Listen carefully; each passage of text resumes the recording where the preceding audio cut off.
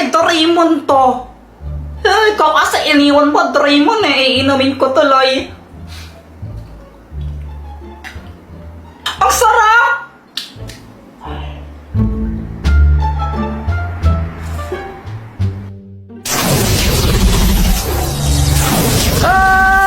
Bakit mo yan ininom, Jepoy?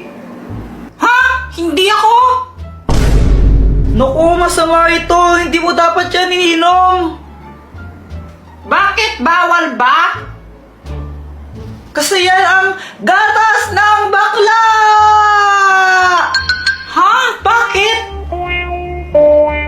Ang gatas na yan ay para lang talaga sa mga bakla. Ang ginagawa niyan, pinapasexy ka rito at pinapaganda.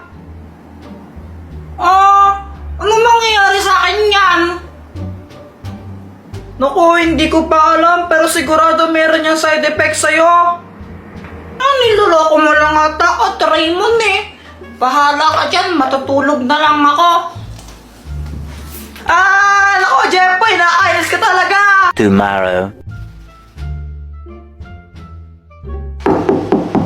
Kuya Jepoy,